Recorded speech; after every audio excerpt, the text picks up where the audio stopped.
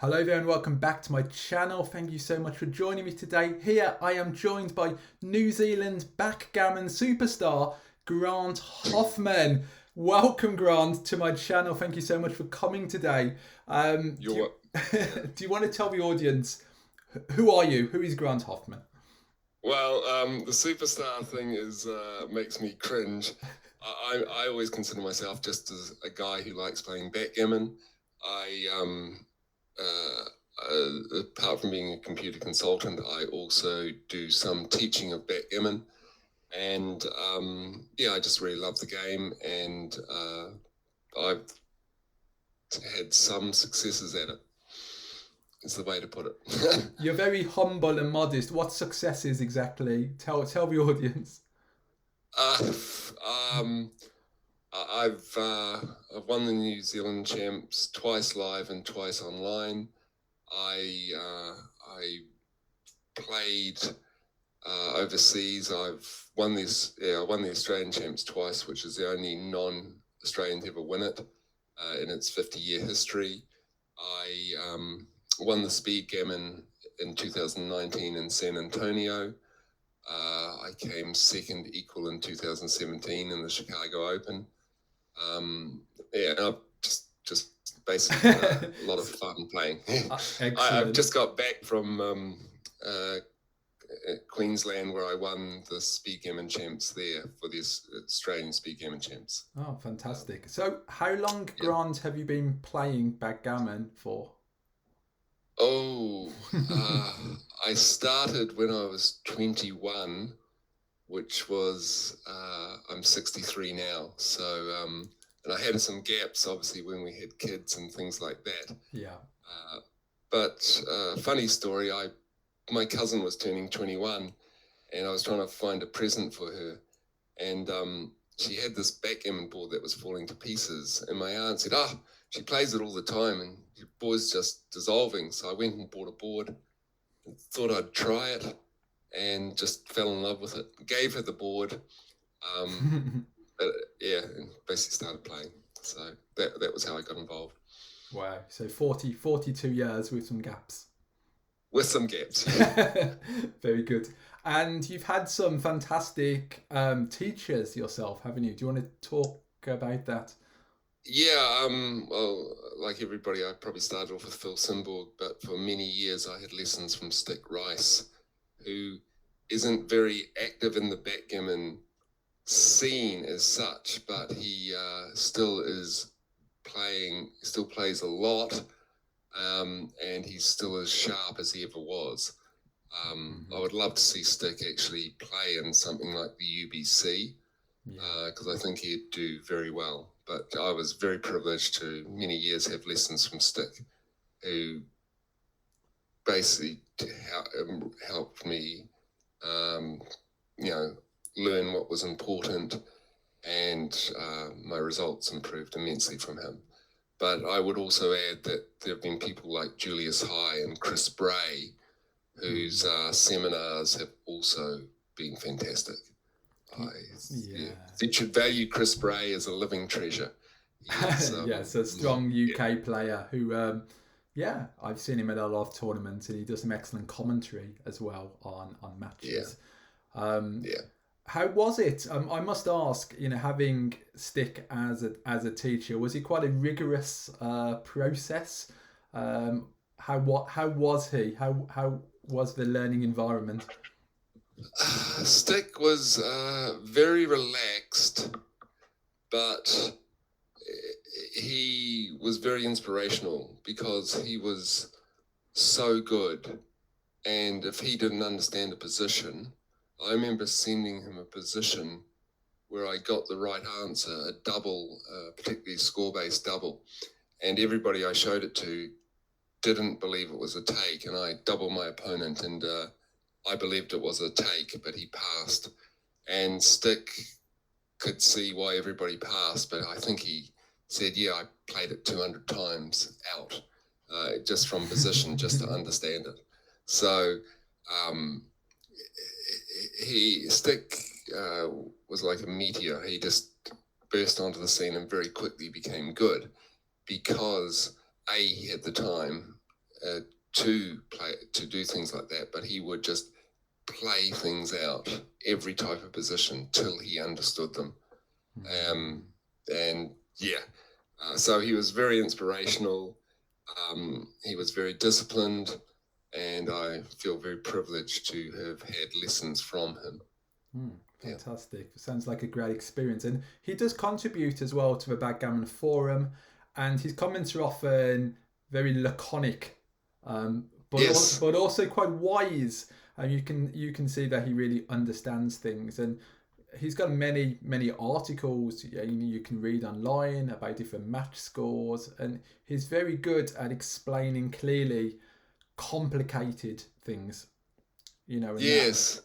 Yeah, look, he really was. It was a friend of mine who was having lessons from him recommended him, and I'd been having lessons with Phil Simborg, and he told me one day I was fired and that I should go to stick because he thought I was ready for stick. And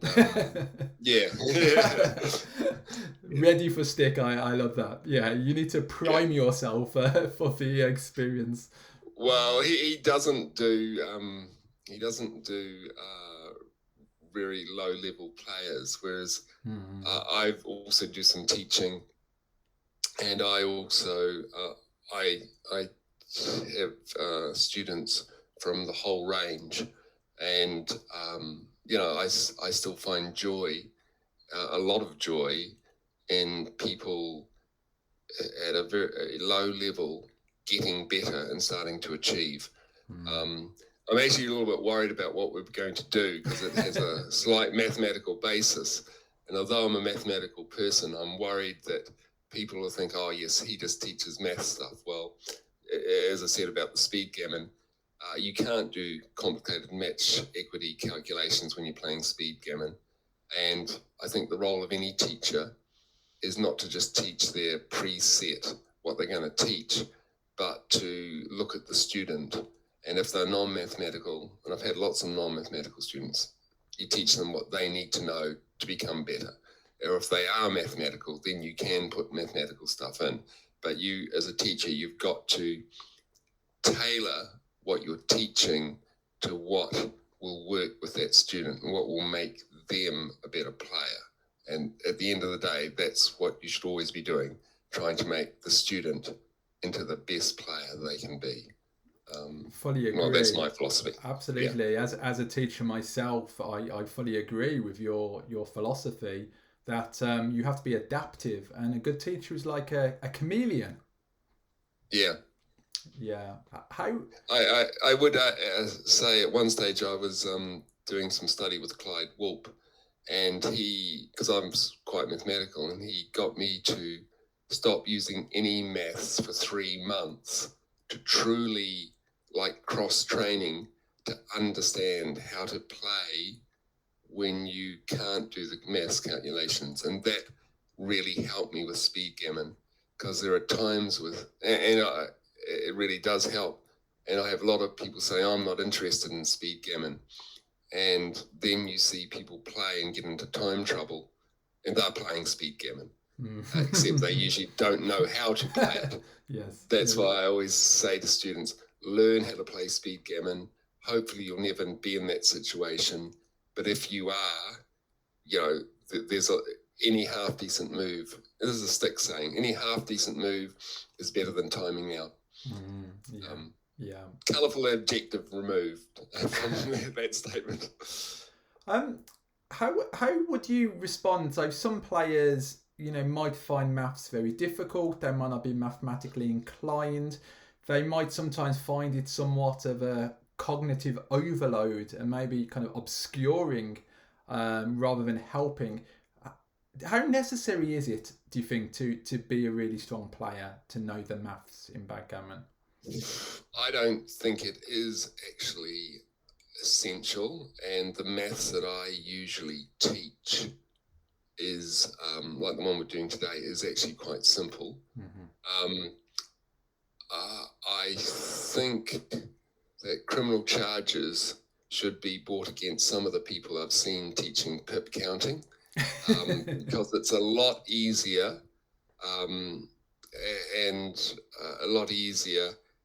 And I've had people say to me, oh, don't bother teaching me pip counting because I'm just hopeless at it. And I always make the offer, well, if we'll do a 2-hour session, if you learn nothing and you think it's a waste of time, then don't pay me. And I've had never had anybody not pay me because, I taught one guy in our club who was known as being not able to do maths, and everybody burst out laughing when I said I was going to teach him. 2 weeks later in the Chouette, they were asking him what the pip count was. There is always a way, even if like with Tony, with that person, I taught him how to do just half crossovers, and he was reasonably accurate, and that was all he needed. So there's always a way. The point is to teach them what they can do, but not to go into things that won't benefit them. I mean, Falafel and to some extent Zizi are not maths people, but look at the heights that they achieved. Even Sander, I would add to that list. Yeah. Yeah. You wonder with Sander, I suspect he's more mathematical than people give him credit for. Yeah. Think. Yeah. That's true what you say. So maths doesn't need to be scary. And actually, I had Art Benjamin on my channel recently, who is just a fantastic maths guy, a math magician. And, he breaks down this really complicated maths into really like fun and easy to understand bites. And that's what a teacher does. They take something complicated and then make it accessible to a wider audience. Yeah. Before we start, tell us about your blog, Grant. I know that you keep a Backgammon blog. Okay, so what happened, originally New Zealand and Australia didn't coordinate their tournaments. And I'd gone over for years and played in the Australian.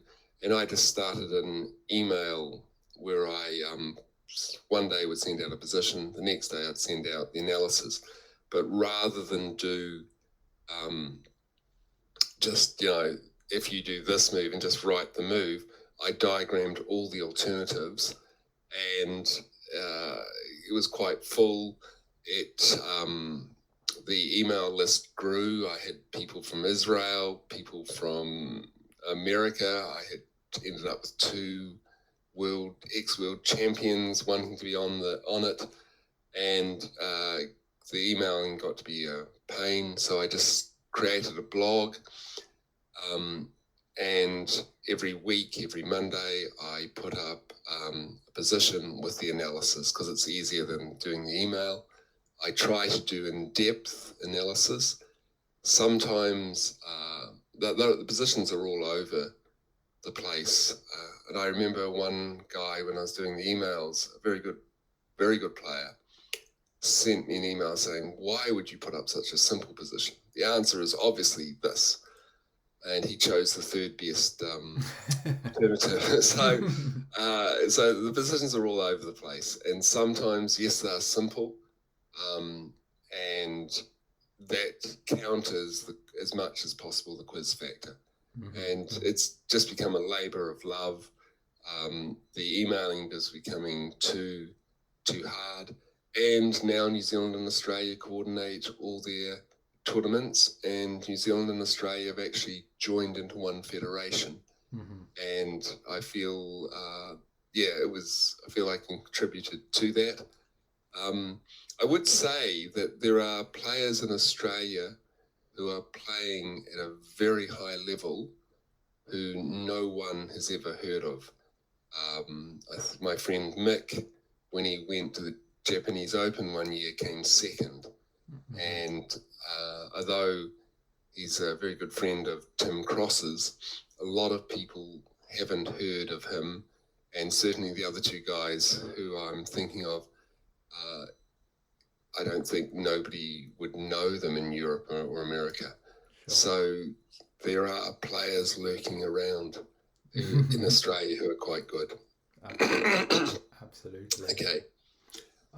So I will put a link to your blog, Grant, in the video description. So for the audience, if you want to kind of check out his breakdowns of positions, then please just follow that link. So you're here today, Grant, to talk to us about saving the Gammon. So I'm going to hand over to you, and then off you go. Look forward to it. Yeah. Thank you, Dan. Okay, so first thing I want to say before somebody comments on it is, in all the positions, Jacoby is not ticked. And you're probably wondering, as there are money games, why is this? Well, because in New Zealand is probably the only country in the world that doesn't use Jacoby. Now, it doesn't really matter if you just think of these games as 11-point matches, and particularly all of them have the cube turned. So it's a moot point, because if you have Jacoby and the cube's turned, Gammons are activated anyway. So just before somebody notices that, that's the reason why. And one of the reasons I chose this as a topic is that I see a lot of matches when I go to contests where things are going wrong, they're trying to get off the gammon, they're frustrated, they're trying to search and find what doubles work, what doubles don't, and they can basically use a lot of time, and then they don't get it. So I'm using an old formula that was developed by Danny Kleinman. I have used this many times. In fact, I had one significant match where I did this, found the double that would get me off, and saved the gammon, and which would have lost the match for me, and came back and won the match, which was fantastic. So this really works, and it's really, really simple.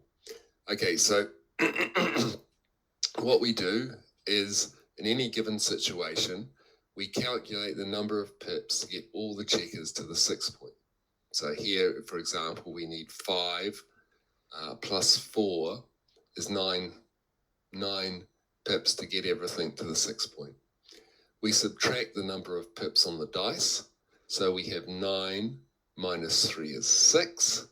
We divide that by 3 because we need 3 rolls of the double to get everything in and 1 to take off the checker. So we had 6 divided by 3 is 2. So we should be able to get off with double 2s. And I'm going to do quite a few examples because there are some exceptions, and we'll start adjusting for gaps. And adjusting for gaps is fascinating because everybody thinks you just fill the gap, which is not always true. So, excuse me. So just to go over our calculations, we had 5 plus 4 equals 9 to get into all their checkers into the 6 point. We then minus the dice, which was 3, which equals 6, and then we divided that by 3, equaling 2. And this divide by 3 is a constant.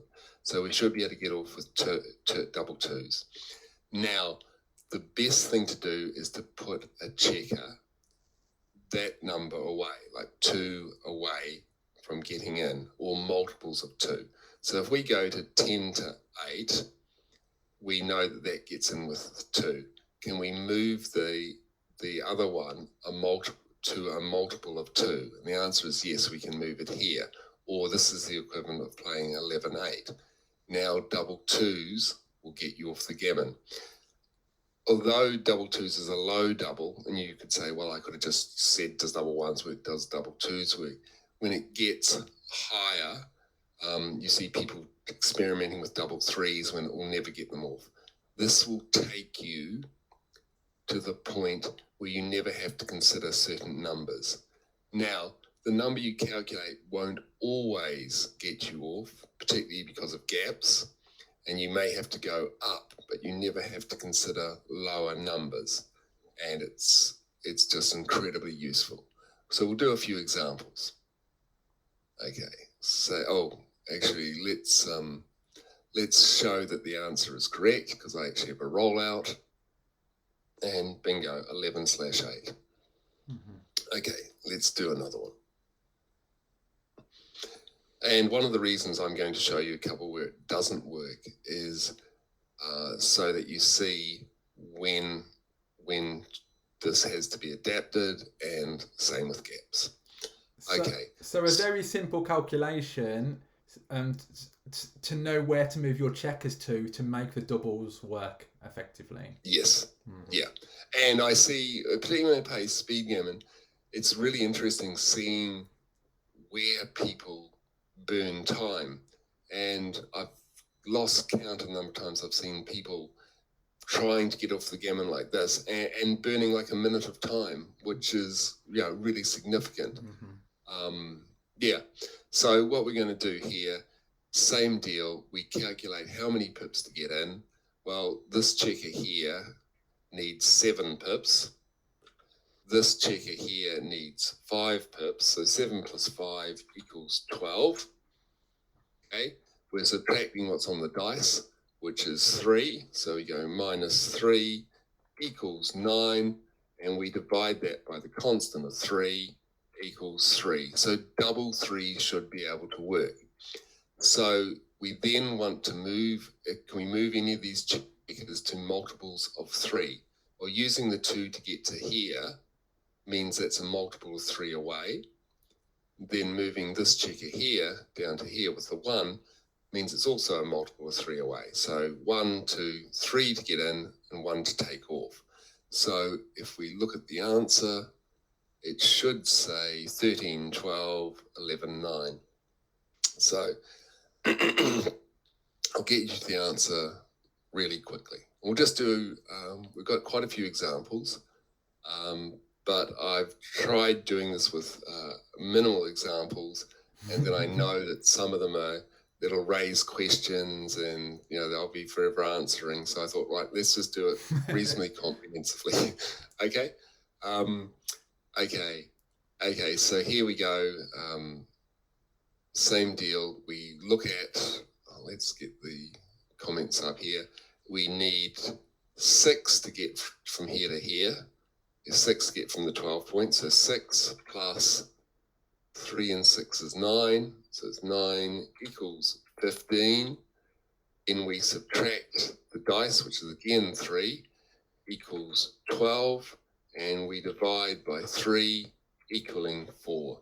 So we should be able to get off with double 4s. So again, we want to move the 2 to a multiple of 4 outside. So that's 12, 10. And then if we move the 1 to the 14 point, we're again at a multiple of 4.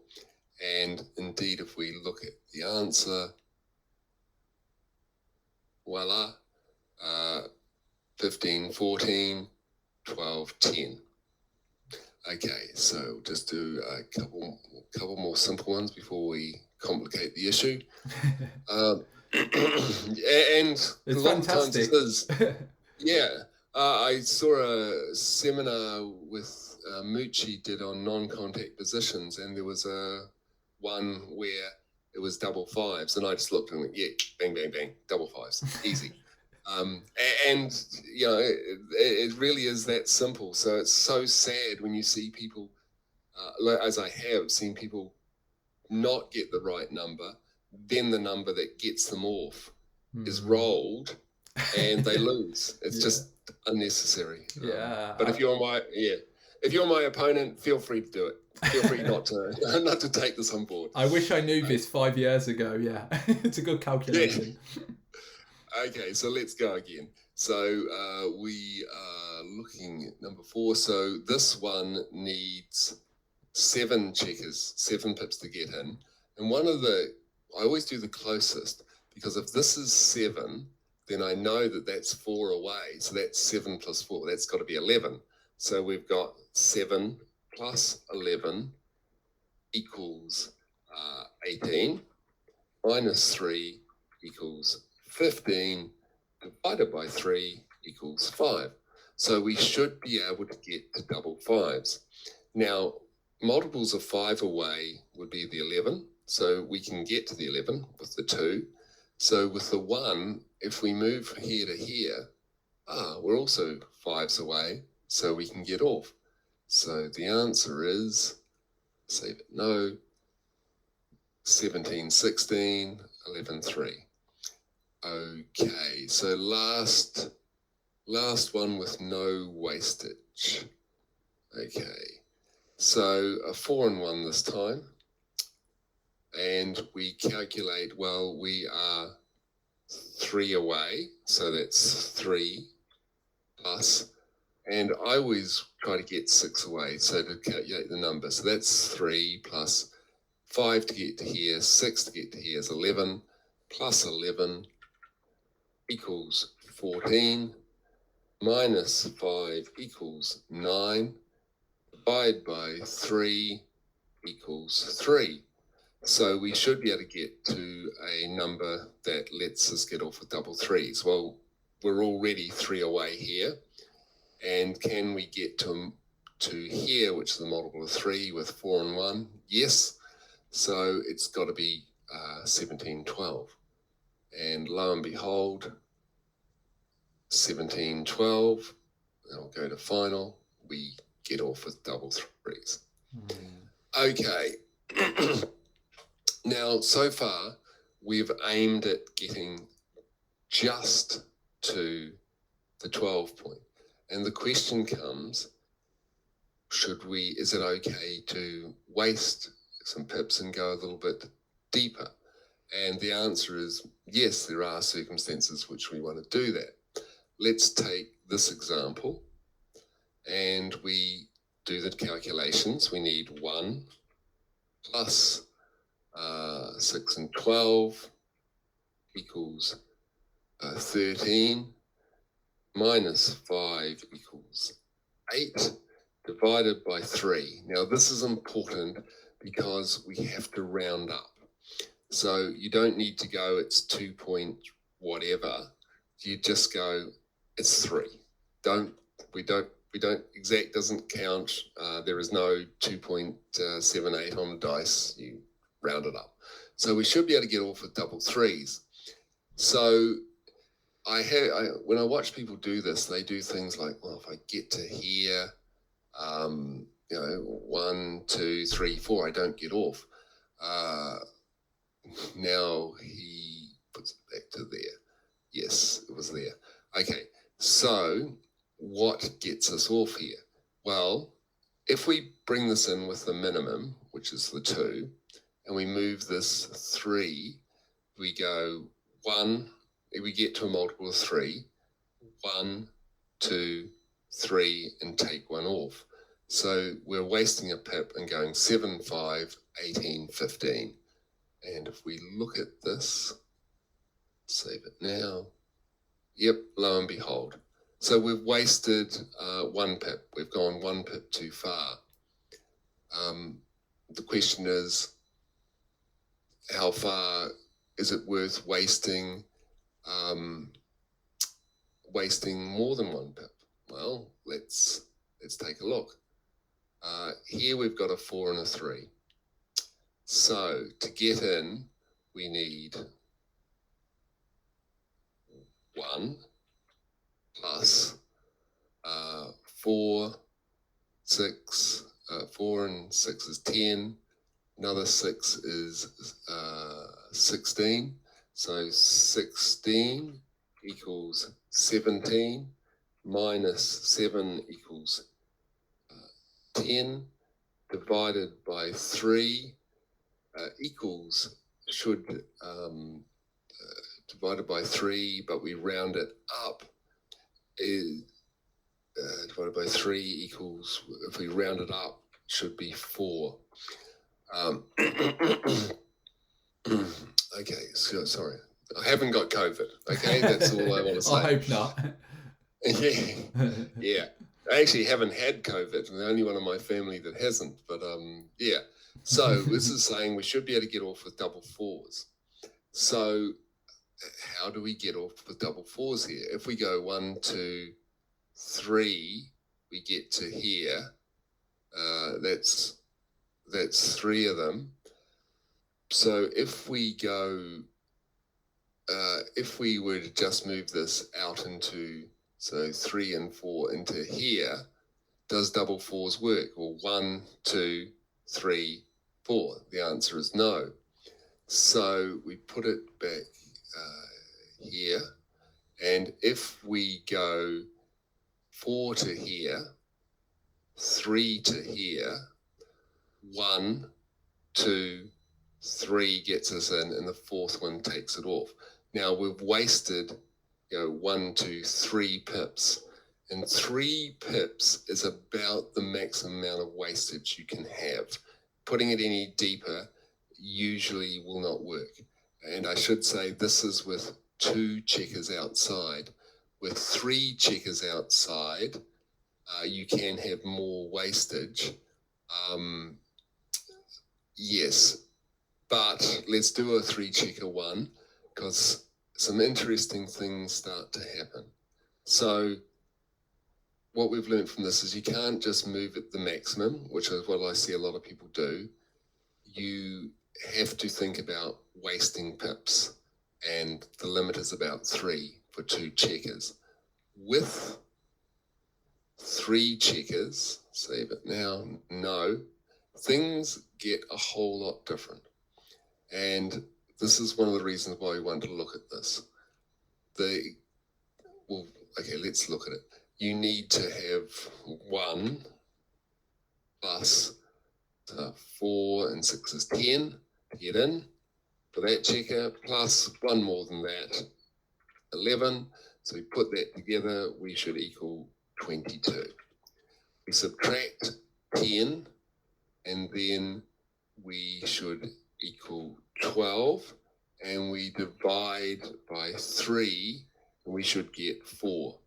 Now, this formula works really well with 2 checkers, but with 3 checkers, sometimes it won't work. But you will know that the minimum is double 4s, so it's got to be double 4s, double 5s, or double 6s. And if you play around with it with 3 checkers, you'll see that there's no way you can get off with double 4s. So it gives you the starting point, but with double 5s, you can. And the way you do it is to go here, so you come a multiple of 5 away, and you bury this one very deep. Brilliant. If you can't bring all 3 checkers in when you're trying to get off the gammon, the only way they'll get off the gammon is by putting them on the same point. I'm not going to show examples of that, but basically, if none of your dice will get one in with 3 checkers, then you need to put them all on the same point. Okay, so what we've said here is there are some cases where this won't work. It'll give you the minimum, but it won't work. You usually have to go 1 higher, and it's usually with 3 checkers. Now, this is all good, but we then get to gaps. And so we calculate the theoretical number, then we have to look at what gets us off with gaps. Oh, firstly, I always forget to show the answer, just to show that I'm speaking honestly. Right, 3, but 4, 4 doesn't work. Same thing, and what we've said, we bury, with 3 checkers, we can bury more than 3 pips. So let's introduce gaps.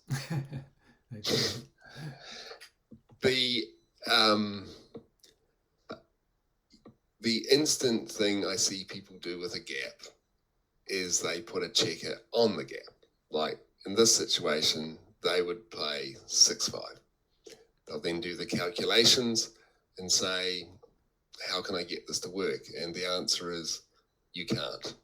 But let's just go through the numbers and we'll see how we can make this work. Okay, so we are 4 away, plus 12 away, equals 16. We subtract the dice, which is totals 4, equals 12, and we divide by 3 equals 4. So this is saying we should be able to get off with double 4s. And indeed we can. Now, some people go, oh, okay, well, this is 4 away. Let's just move it in and have it done. Okay, that's fantastic. Do I get off with double 4s? Yes, I can go 1, 2, 3, and I can rip a checker off. Fantastic. And that's it. Unfortunately, double 5s doesn't get off.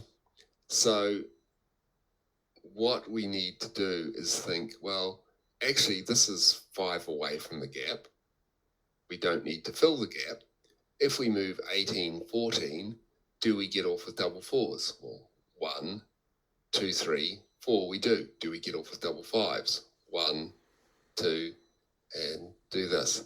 So although it's a great formula, I'll quote one of Stick's sayings, sometimes you still have to do that thinking thing. So, yeah, but the natural instinct, and the thing I see often is people just, they're not in a good situation because they're going to lose a gammon. They're feeling, ugh, and they go fill the gap. They do 6, 5, and they're never going to find the double 4s that get them off when they do that. So gaps don't have to directly be filled. Sometimes they do, sometimes they don't, but they don't always have to be. Okay, so and here's the calculation. Yep. And the trap is to make the 10, 6, then say, oh, double 4s works. Well, you've got to look at the other numbers just to be sure. Yeah. Okay. So, interesting. Okay, let's just do this one. 3 and 1. Before I look at what fills and what doesn't, I always do the numbers. I need 5 plus 8. 5 plus 8 equals 13. Subtract the dice, which is 4, which equals 9, divided by 3 equals 3. So we should be able to get off here with double 3s. Now, you play around with this for a while, and you'll actually find that double 3s doesn't work, which is why I want to show exceptions. It's the starting point, and even when I've had students who've been taught things like McGraw's safe versus bold criteria, they go, oh yeah, I used to use that, but it didn't work so many times. And when you dig down into it, they've been taught McGraw's safe versus bold, but they haven't been taught the exceptions. And so they get disillusioned and say it doesn't work. Well, most rules of thumb have a range. I have a saying that rules are good servants, and I do believe in rules of thumb, but they make bad masters. Or as Stick would say, sometimes you've got to do that thinking thing as well. So double 3s doesn't work here, but we can make double 4s work. And the question is, how do we make double 4s work? We've got a gap on the 5 point and the 4 point. Okay, so if we play 11, 8, and a double 4 will take us to the 4 point, then that will work. If we play, but double 5s, so how do we get double 5s to work? Well, if we move a 5 here and here, it goes to the 4 point. So when we can't get that to the 5 point, and we can't get this to the 5 point. So we've used a 3, which guarantees the 4 point. If we use a 1, now we go 1, 2, 3, and double 5s does work. So this is a great example because it shows for one gap, we don't slot it. For the other gap, we do slot it. And it shows that also the numbers, the minimum it gives you might not work with gaps, but then you just work from there. And here's the answer, 11, 8, 6, 5. Now, I do appreciate I'm going faster than I would in a lesson with a student. So part of this may have to be rewatched, but I'm just trying to, it's probably the best way in this format. Absolutely. I think that's a benefit of a recording. People can go back and go back over these in the maths and yeah, it is. And I can still remember that match that I won. That when I should have lost the gammon, I did this, rolled the double, and everything was telling me, oh, I'm done for. And even with getting off the gammon, I was trailing. I had 1 point in an 11-point match, and my opponent got to Crawford. And I then came back and won the match. And if I'd given up and not done this simple calculation, I would have lost. And whenever I'm in trouble, like I was in the speed gammon contest in Queensland, I was trailing, I think, 6 away Crawford. I always remember that match and go, you know what? I won from there. I can win from here. And it was such a vital thing in my development as a player. Okay, number 15. Right, we've got only one gap. So let's just do the numbers. We've got to come 12 in. Minus 5 equals 7. Divide by 3. We're rounding up, so we should equal 3. How do we get off here with double threes? If we go here, well, we go double threes, 2, 3. Double threes doesn't get us off at all because the 3 point's not filled. So if we were to fill the 3 point with the 3 and move, we've got to fill the 3 point. We've got the checker here. Filling it with the 3 directly and moving here does not get us off 1, 2, because we're not on a multiple of 3. We need to get on a multiple of 3. So that's on a multiple of 3. 1, 2, 3. How do we fill the 3 point? Well, why don't we try moving here? And you go, well, okay, double threes works. Does double fours work? 1, 2, 3. Yep. Does double fives work? Because we've created a gap. 1, 2. It puts it there. So it does work. And that's the sort of thinking process you've got to have. And this will now work with double threes. And if we look at the answer, save it now. No. Yes, this is the answer. So we're looking at how the numbers actually play, getting them on the multiples, and that's how we make it work. So we've got 4 more positions. Let's carry on. Okay. And a lot of these are to do with gaps. So I wanted to actually go over them so that they were in the head rather than just going, you play around with numbers and leaving it at that.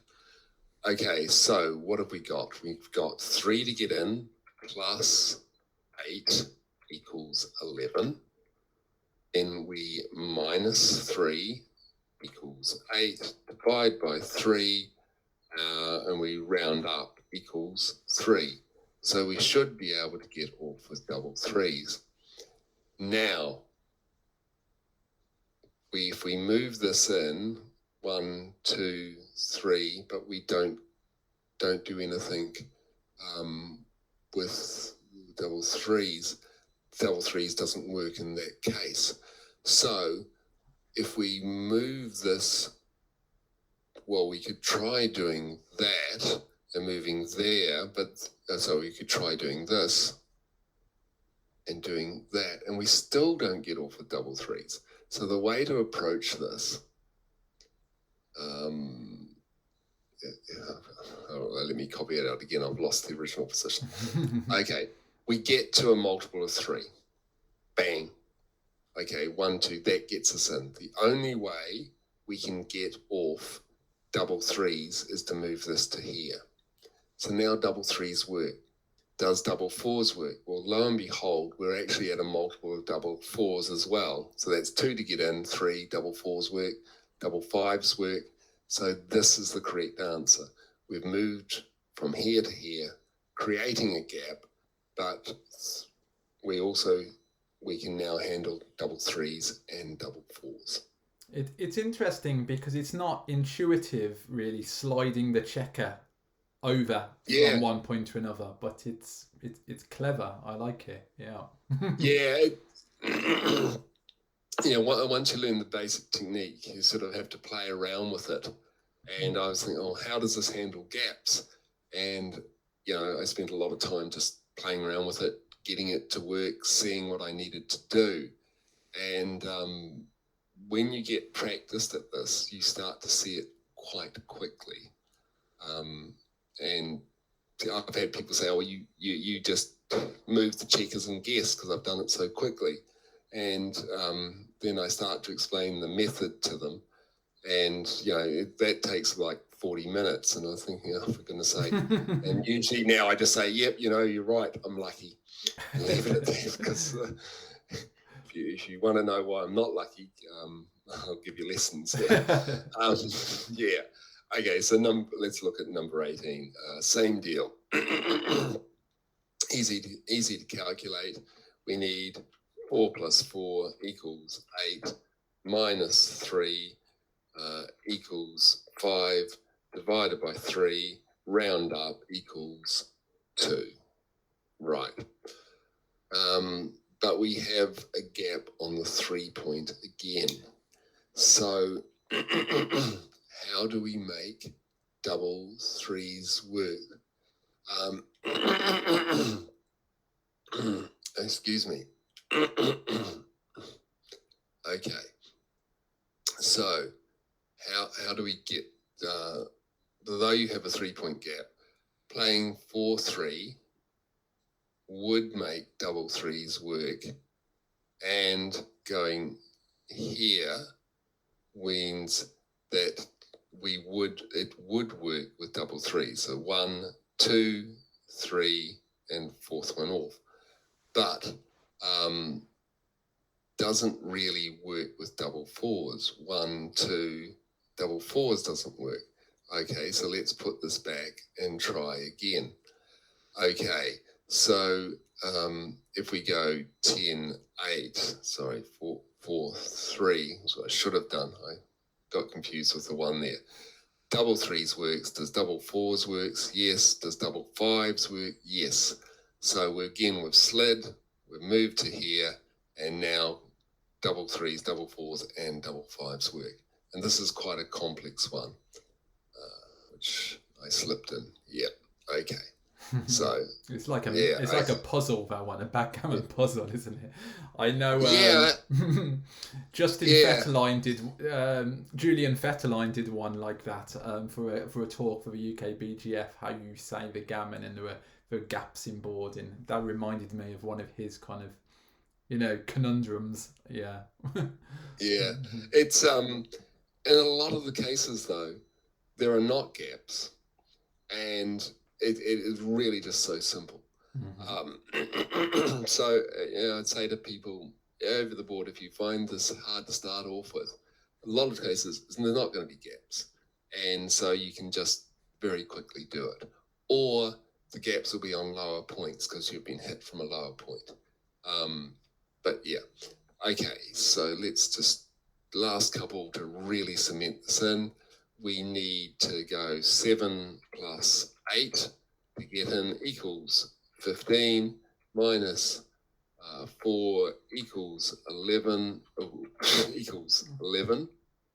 So 11 divided by 3 equals 4. So we should be able to get off with double fours.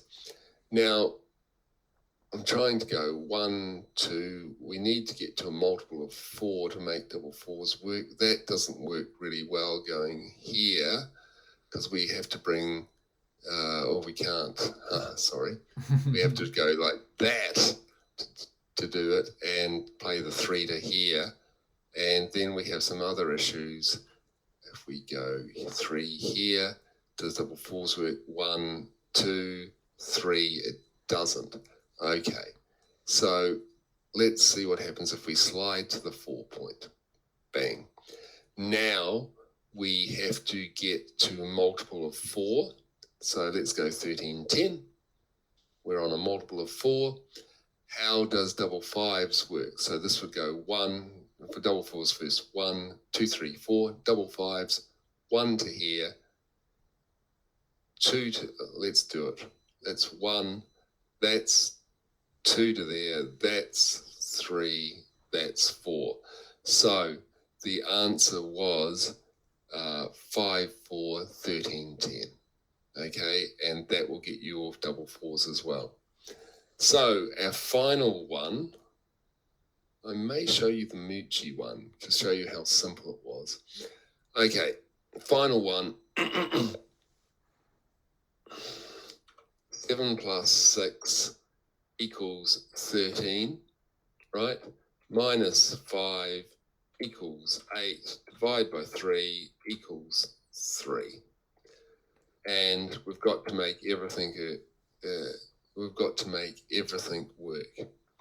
And again, this is an example where, yes, we could fill the double 4, but if we play 13/8, we simply get, double 3s works 1, 2, 3, 4. Double 4s work 1, 2, 3, and fourth one off. So the double 4s work. Now, as I say, I will show you the Moochie one, as you did in the seminar. And it raises a point because it's not truly the last roll, okay? But we can do the same calculations to look at what we should be sharing. Okay, so we need 1 plus 5.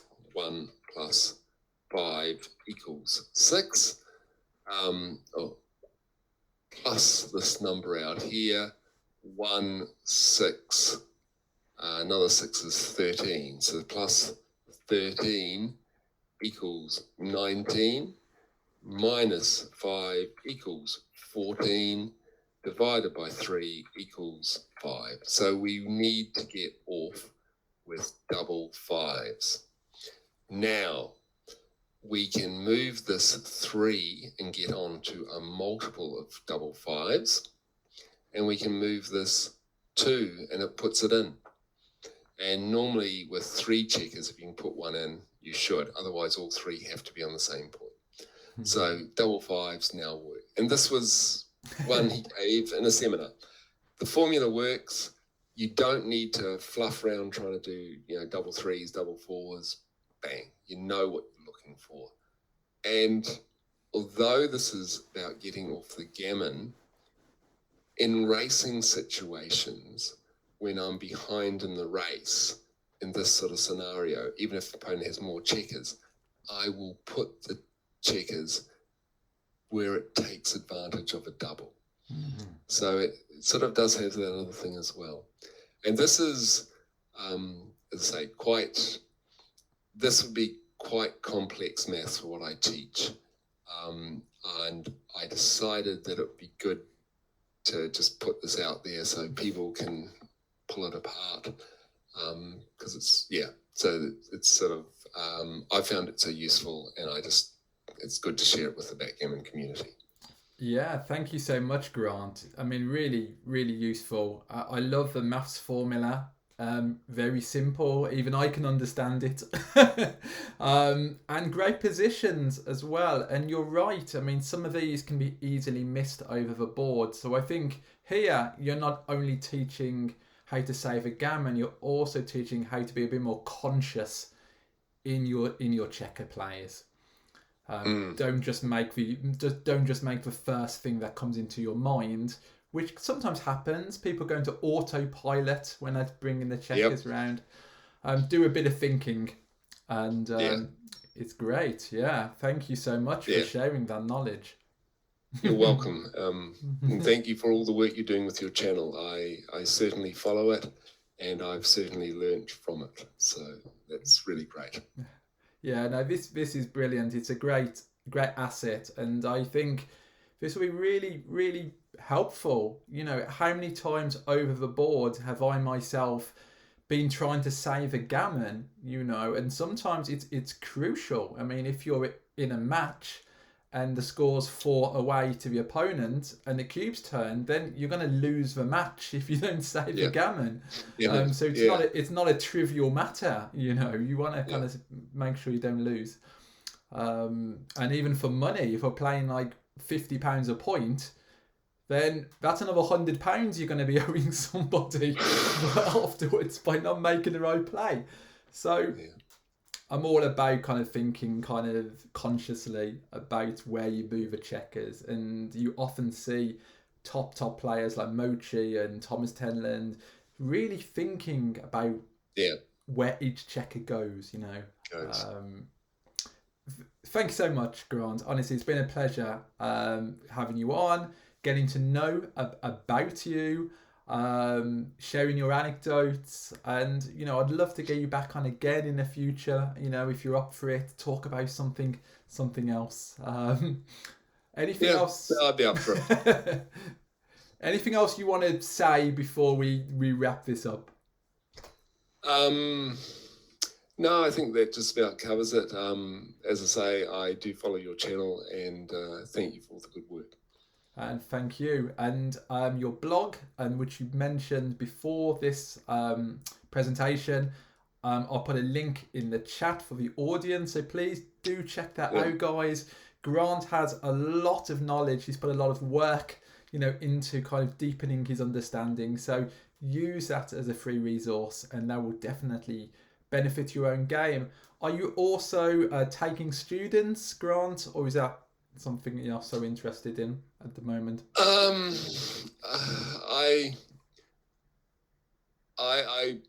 I've in my blog there is a link. I'm almost full, I would say. I could be persuaded to take one more. Okay. Yeah. And obviously that changes over time.